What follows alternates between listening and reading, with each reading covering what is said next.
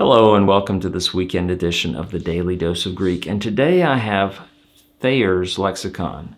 At one point, I couldn't find this. It was on my shelf.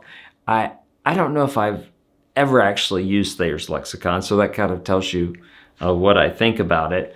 But we're going to talk about it because for many years, for decades, this was the standard lexicon in seminaries and Bible colleges.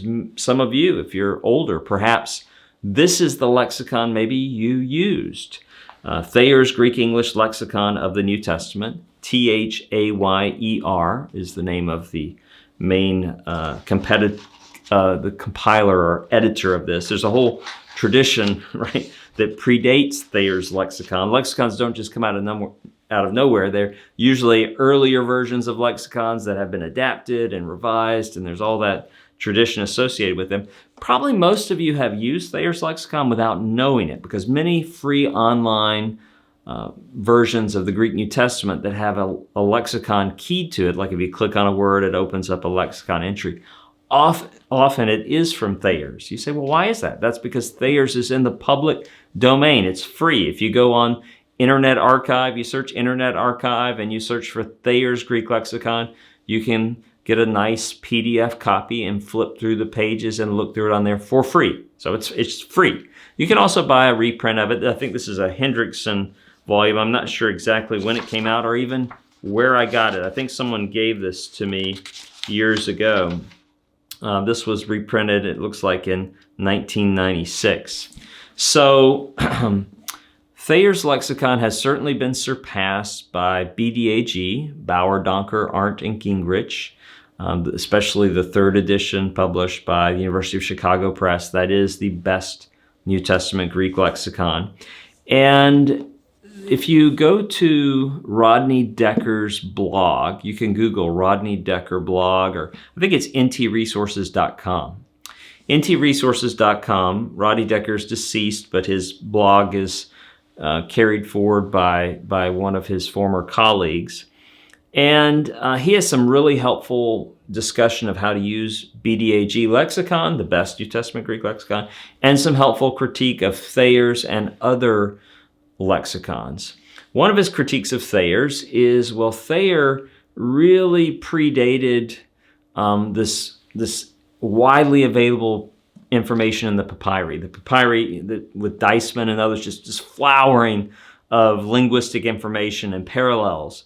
That information is reflected in BDAG. So just understanding, hey, this word does not come out of the sky.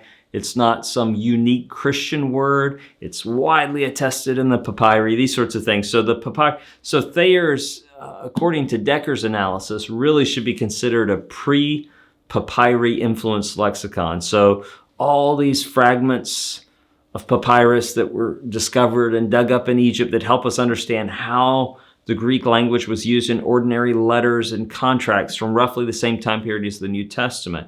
That information is lacking in Thayer's lexicon. Decker also critiques Thayer, suggesting that his theological pre-commitments could have colored his definitions at points. So Thayer was a Unitarian. He did not believe in the Trinity.